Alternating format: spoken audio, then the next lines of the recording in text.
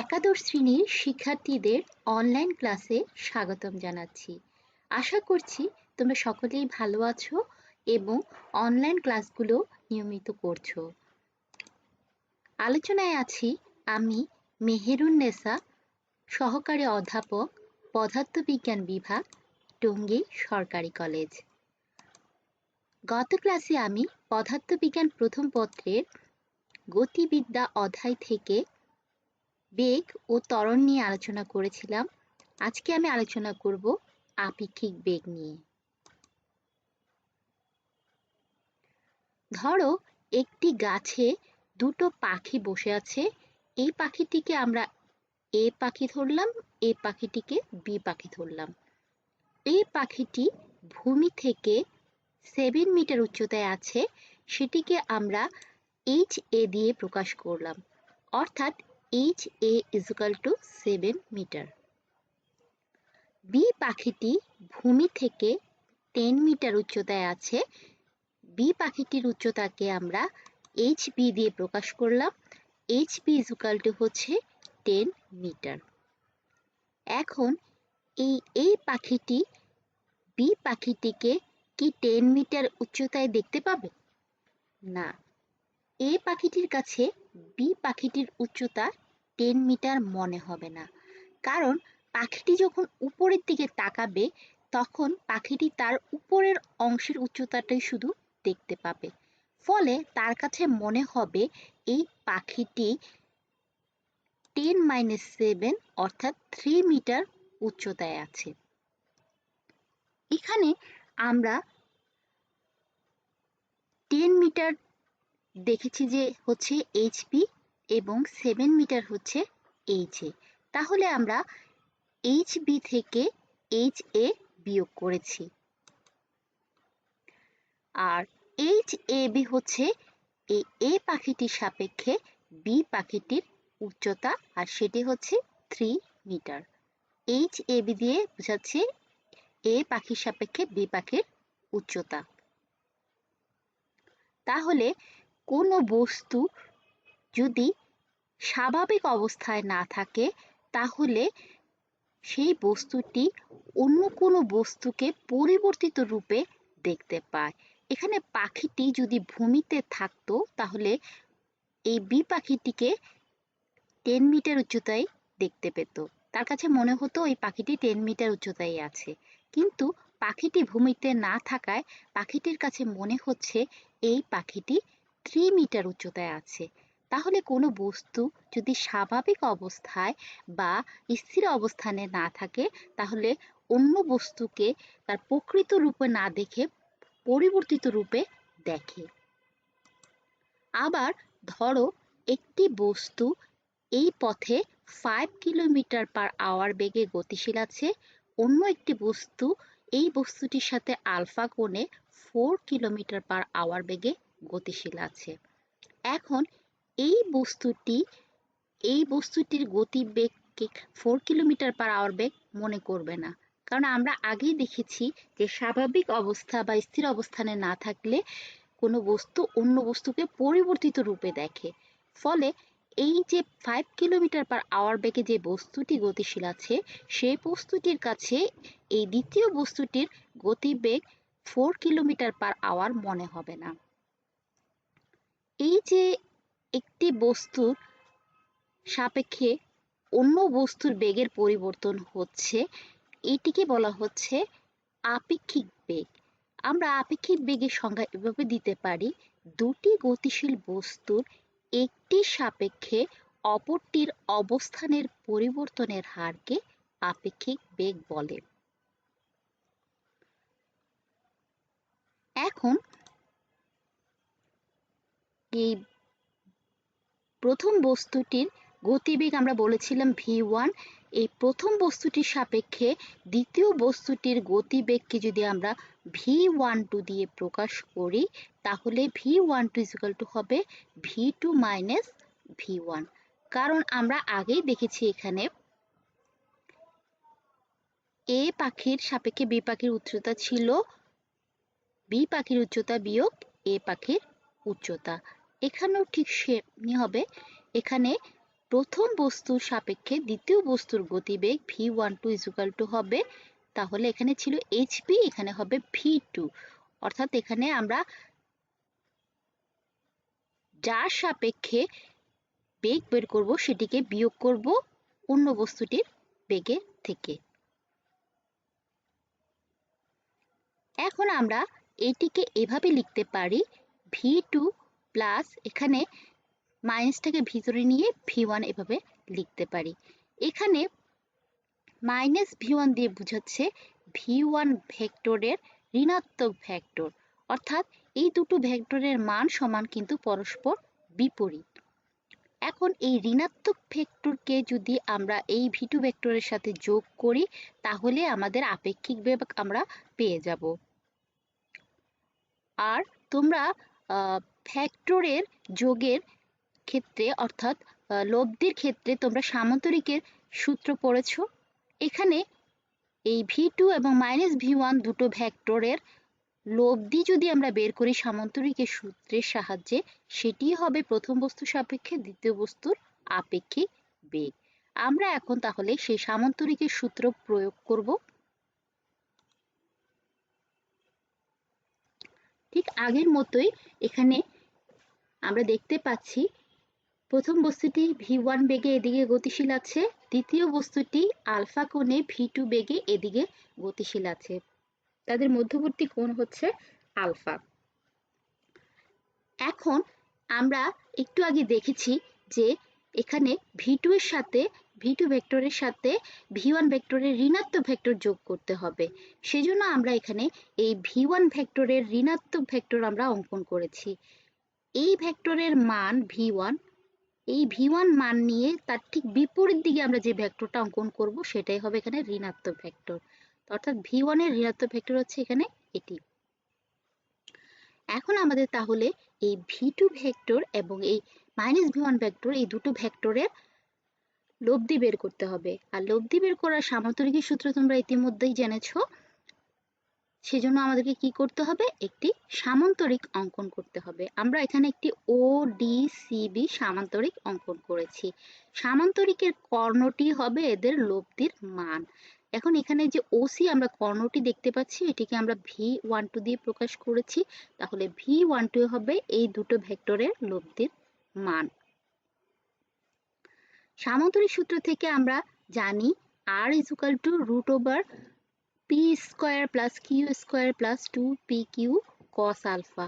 এখানে p এবং q vector দুটোর লব্ধির মান হচ্ছে r, আর এখানে আলফাটা হচ্ছে p এবং q ভেক্টরের মধ্যবর্তী কোণ। তোমরা এর আগের ক্লাসে সেটি জেনেছো ভেক্টরের ক্লাসে। এখন আমরা এই সূত্র প্রয়োগ করে এটির ক্ষেত্রে মান বের করব। এখানে আমরা p ভেক্টরের জায়গায় q ভেক্টরের জায়গায় নিয়েছি দুটো ভেক্টর v2 এবং v1, তাহলে pq এর জায়গায় আমরা v2 এবং v1 বসাবো। আর সেটি বসিয়ে আমরা লিখতে পারি এখানে আমরা ভেক্টর চিহ্ন দিইনি কারণ এটি হচ্ছে মান, এখানেও এটি হচ্ছে মান।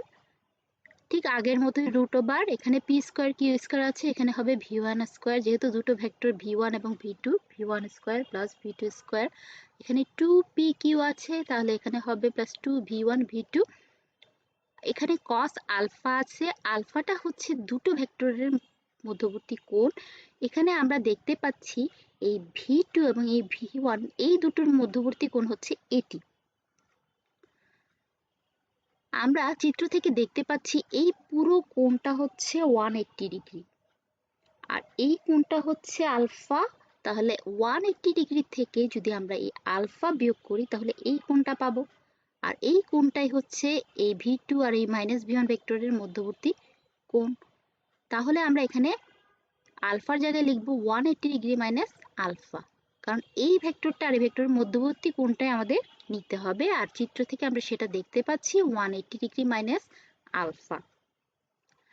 আর এখানে v1 আছে, এখানে আমরা মাইনাস ব্যবহার করিনি, কারণ হচ্ছে এখানে এই v1 ভেক্টর আর এই ভেক্টরের মান কিন্তু সমান, এটা বিপরীত বলে আমরা এখানে মাইনাস চিহ্ন ব্যবহার করেছি। আমরা যেহেতু এখানে মান নিয়েছি, মানটা তো মাইনাস হবে না, v1ই হবে। এটাকে আমরা এভাবে লিখতে পারি, এগুলো ঠিক থাকলো। cos 180 ডিগ্রি মাইনাস আলফা, এখানে এটিকে আমরা cos আলফা লিখতে পারি। তোমরা এটি জানো, এসএসসি তে পড়েছো। এখানে যদি 180 ডিগ্রি থাকে cos ঠিকই থাকবে, আর এখানে আলফা হবে।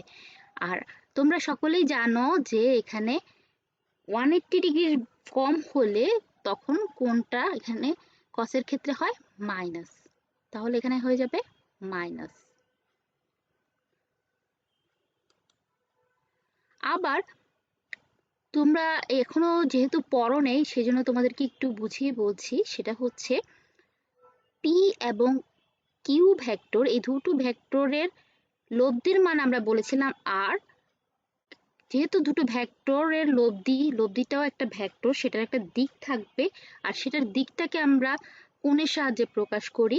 এখানে আমরা এই লব্ধিটা পেয়েছি এখানে v12, এই লব্ধিটার সাথে এই ভেক্টরটা থিটা কোণে আছে। আর এই থিটার ক্ষেত্রে আমরা যে সূত্রটা ব্যবহার করি সেটা হচ্ছে tan theta is equal to q sine alpha divided by p plus q cos alpha. এটা হচ্ছে পি এবং কিউ ভেক্টরের ক্ষেত্রে লব্ধির দিক, থিটাটা হচ্ছে লব্ধির দিক।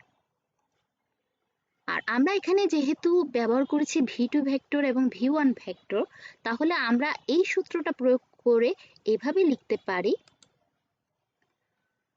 v1 sin 180 degree minus alpha divided by v2 plus v1 cos 180 degree minus alpha.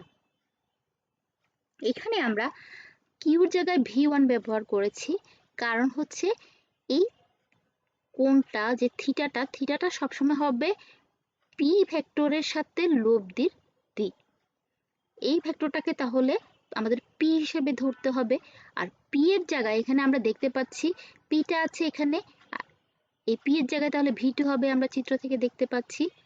আবার এই ভেক্টরটা যদি পি ভেক্টর সাথে তুলনা করি, তাহলে এই ভেক্টরটাকে আমাদের কিউ ভেক্টরের সাথে তুলনা করতে হবে। তাহলে এইটাকে যদি কিউর সাথে তুলনা করি, এখানে কিউর জায়গায় তাহলে হবে v1, চিত্র থেকে আমরা পাচ্ছি। এভাবে আমরা এখানে বসিয়েছি। আর আলফার জায়গায় আমরা 180 ডিগ্রি মাইনাস আলফা বসিয়েছি, কারণ একটু আগে আমি বলেছি আলফাটা ছিল পি আর কিউ ভেক্টরের মধ্যবর্তী কোণ, আর এখানে p2 আর মাইনাস v1 ভেক্টরের মধ্যবর্তী কোণ হচ্ছে 180 ডিগ্রি মাইনাস আলফা, সেজন্য আমরা এখানে এটি বসিয়েছি। এখন ধরো দুটো ভেক্টর একই দিকে গতিশীল আছে, সেই ক্ষেত্রে তাদের আপেক্ষিক বেগ কি হবে?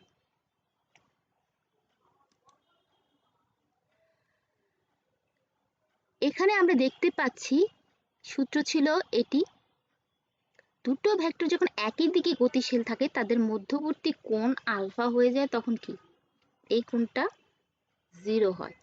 cos 0 ডিগ্রির মান আমরা জানি 1, তাহলে এখানে সূত্রে যদি আমরা 1 বসাই তাহলে এটি আমরা এইভাবে লিখতে পারি। তাহলে সেই ক্ষেত্রে আপেক্ষিক বেগের সূত্র হয়ে যাবে এটি, দুটো ভেক্টর যখন একই দিকে থাকে বা দুটো বস্তু যখন একই দিকে গতিশীল থাকে, তখন সেই ক্ষেত্রে আপেক্ষিক বেগের যে সূত্র সেটি হবে তাহলে এটি।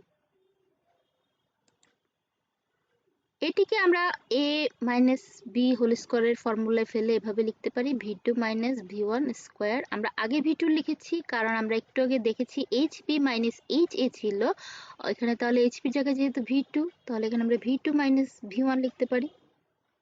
আর এটার স্কোয়ারের উপরে রুট হলে সেটা একই থাকে, তাহলে থাকবে এখানে v2 মাইনাস v1। এবারে আমরা একটি গাণিতিক সমস্যার সমাধান করব। এক ব্যক্তি 5 কিলোমিটার পার আওয়ার বেগে তার গন্তব্যে পৌঁছায় এবং 4 কিলোমিটার পার আওয়ার বেগে পূর্বের অবস্থানে ফিরে আসে। তার আপেক্ষিক বেগ কত?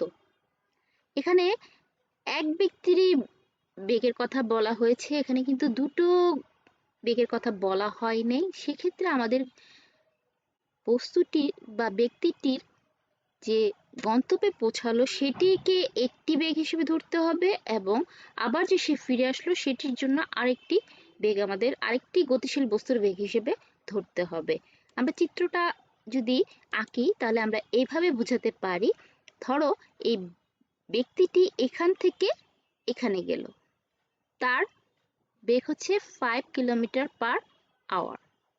আবার এখান থেকে এখানে আসলো, তার বেগ হচ্ছে 4 কিলোমিটার পার আওয়ার। এখন ব্যক্তিটি যখন এখান থেকে এখানে গেল, তাহলে তার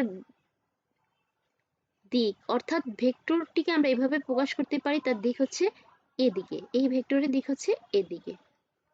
আবার ব্যক্তিটি যখন এই বিন্দু থেকে এই বিন্দুতে আসলো, তখন দিক হচ্ছে ভেক্টরের এদিকে।